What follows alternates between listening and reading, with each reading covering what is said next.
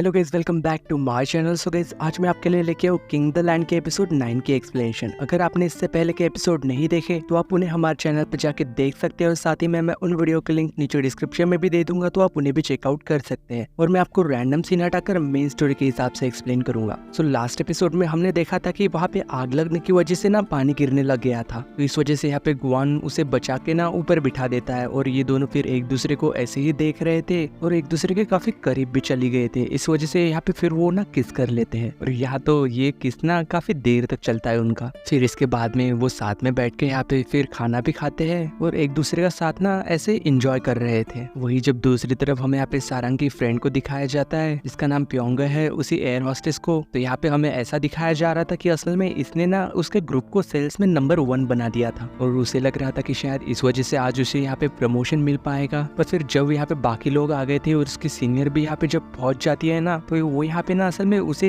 इस बात के लिए बधाई भी देती है और साथ ही में एक पैसों वाला लिफाफा भी देती है। लेकिन वो ना असल में यहाँ पे उसे प्रमोट नहीं करती बल्कि उसके जूनियर को प्रमोट कर देती है। तो ये देख के ना फिर असल में यहाँ पे प्योंगा ना काफी ज्यादा सैड हो गई थी, क्योंकि असल में सबसे ज्यादा तो मेहनत उसी ने की थी और प्रमोट किसे किया गया, उसके जूनियर को। इस वजह से वो तो यहाँ पे फिर काफी ज्यादा सैड भी लग रही थी। इस वजह से ना फिर वो वहाँ से बाहर जाके बैठ जाती है, जहाँ पे फिर उसका कॉलिग भी बाहर आ जाता है। वो यहाँ पे उसे जाके उसका कोट दे देता है और फिर ना वो शायद यहाँ पे उसे कंसोल करने की भी कोशिश कर रहा था। तो ऐसे ही करते हुए ना फिर वो ना उसका मूड थोड़ा अच्छा कर ही देता है। फिर ऐसे ही कुछ देर बाद वो फिर उसका हाथ पकड़ लेता है और उससे कह रहा था कि चलो ना वॉक करके आएंगे। और फिर ना ये ऐसे ही टहलने चले गए थे। वही नेक्स्ट डे फिर हमें यहाँ पे फिर गुआन को दिखाया जाता है, जो कि काफी तैयार होके ना सैमसेक के साथ अपने होटल की ओर जा रहा था। तो यहाँ पे सैमसेक भी ये सब देख के काफी शौक हो रहा था और उसे बता रहा था कि ये हमारे होटल के ना सबसे पुराने स्टाफ है, जो कि असल में पिछले 30 साल से हमारे लिए काम कर रहे हैं। वही कुछ देर बाद फिर वहाँ पे सारंग भी आ गई थी। फिर ये तीनों ही मिलके ना लिफ्ट से अपने काम पे जा रहे थे। पर यहाँ लिफ्ट के अंदर तो यहाँ पे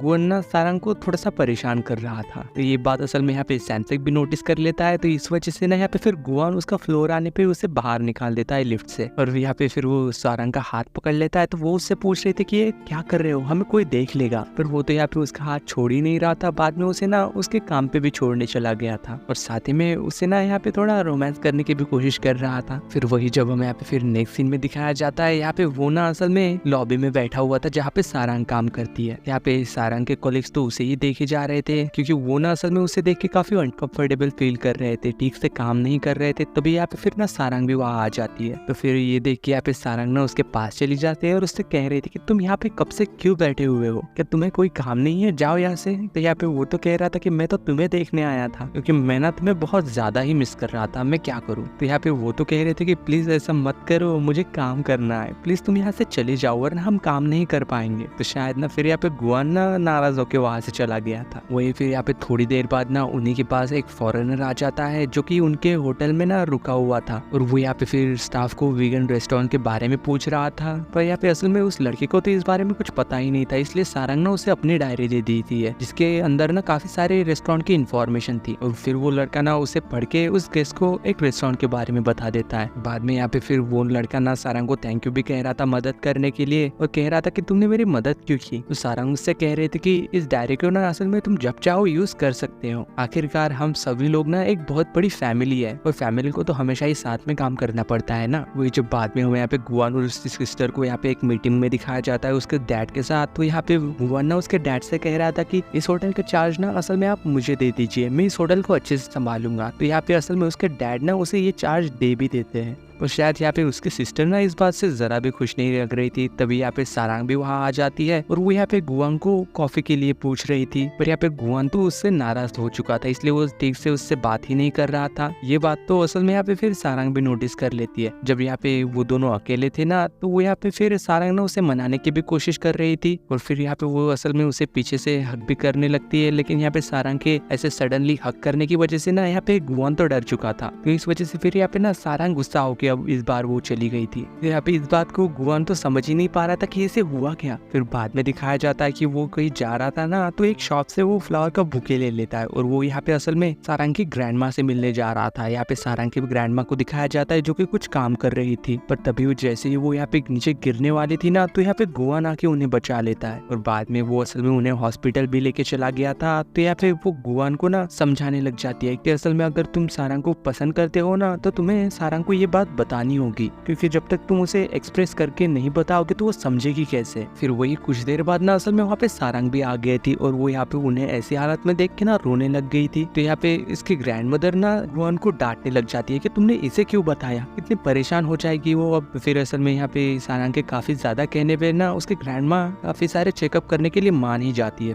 फिर बाद में यहाँ पे गुआन और सारंग वापस घर चले गए थे उनके रेस्टोरेंट में, पर जैसे वो घर के अंदर पहुंचते हैं ना, अचानक से लाइट ही चली गई थी और यहाँ पे ये अंधेरे में ना एक दूसरे से आपस में टकराने लग जाते हैं, क्योंकि इन्हें तो कुछ दिखाई ही नहीं दे रहा था। फिर जैसे तैसे करके जब यहाँ पे सारंग ना एक टॉर्च लेके आई थी, तो वो खुद के फेस पे वो टॉर्च मार रही थी। तो यहाँ पे गुआन ना ये देख के काफी ज्यादा डर गया था, तो इस वजह से वो ना यहाँ पे बेहोशी हो जाता है। कितना डरपोक है ना वो। फिर कुछ देर बाद जब असल में ये दोनों ऐसे ही साथ में बैठे हुए थे, तो यहाँ पे गुआन ना उससे अपनी फीलिंग्स को कन्फेस करने लग जाता है और कह रहा था कि मैं तुमसे कहना चाहता हूँ कि मैं हमेशा ही ना तुम्हारे साथ रहूंगा और हमेशा ही मैं तुम्हारा बहुत अच्छे से ध्यान रखूंगा और कभी भी तुम्हें ना छोड़ के नहीं जाऊंगा। तो यहाँ पे ये बातें सुन के ना यहाँ पे सारंग भी काफी खुश हो रही थी, क्योंकि वो भी ना उसे काफी ज्यादा पसंद करती है और वो ना फिर यहाँ पे उसे किस भी कर लेती है। फिर जब यहाँ पे सोने के टाइम पे दिखाया जाता है, यहाँ पे सारंग ना उससे काफी दूर सोई हुई थी। तो ये देख के यहाँ पे गुआन कह रहा था कि तुम इतने दूर क्यों सो रही हो, मुझे तो तुम्हारी आवाज भी सुनाई नहीं दे रही। तो इस वजह से फिर यहाँ पे गुआन ना उसके बिस्तर को पकड़ के अपनी ओर खींच लेता है और फिर ऐसे ही लेटे हुए गुआन ना उसे बस देख ही जा रहा था। फिर कुछ देर बाद ना वो सो भी जाते हैं। फिर जब यहाँ पे सुबह हो चुकी थी, तो यहाँ पे गुआन ना उसे प्यार से उसके बालों को सहला रहा था, लेकिन उसी वक्त ना असल में यहाँ पे सारंग की दादी वापस आ चुकी थी और ये सब देख के ना वो तो काफी ज्यादा गुस्सा हो रही थी और वो यहाँ पे गुआन को मारने लग जाती है, क्योंकि उन्हें तो लग रहा था कि शायद ये कुछ कर रहा था। फिर कुछ देर बाद ना वो यहाँ पे गुआन को अपने साथ में मार्केट पे भी ले जाती है, जहाँ पे वो ना यहाँ पे गुआन को अपने सारे ही दोस्तों से मिलवा रही थी। ये सभी लोग फिर पूछ रहे थे कि क्या ये तुम्हारा सन इन लॉ है, तो यहाँ पे वो बता रही थी कि नहीं, ये ना उन लड़कों में से एक है जो कि सारंग से शादी करना चाहता है। तो यहाँ पे फिर उसके दोस्त ना उससे पूछने लग गई थी कि क्या तुम्हारे पास खुद का घर है, तो वो कह रहा था कि नहीं, अभी ना शायद मुझे अभी घर की जरूरत नहीं है, अभी तो मैं अकेला हूँ ना, इसलिए मुझे अभी जरूरत नहीं है। तो ये सब बातें जान के ना फिर असल में यहाँ पे ग्रैंड माँ ना उसे अपने साथ बैंक में ले जाती है, जहाँ पे असल में वो ना यहाँ पे गुआन का हाउस सब्सक्रिप्शन अकाउंट खुलवाती है, जिससे कि असल में घर खरीदने के लिए ना उसे मदद मिल सके। तो गुआन भी असल में ये सब देख के ना काफी ज्यादा खुश हो गया था और इस बात पे वो ग्रैंड माँ को थैंक यू भी कहता है। वही जब कुछ देर बाद ये घर आ गए थे, तो यहाँ पे ग्रैंड माँ ना उसके लिए काफी अच्छा सा खाना बनाया था, ढेर सारा। फिर नेक्स्ट सीन में हमें यहाँ दिखाया जाता है कि यहाँ पे गुआन ना सारंग को लेके उसके घर पे छोड़ने आया था और वो यहाँ पे ऐसे ही टहल रहे थे, पर जैसे ही यहाँ पे ये दोनों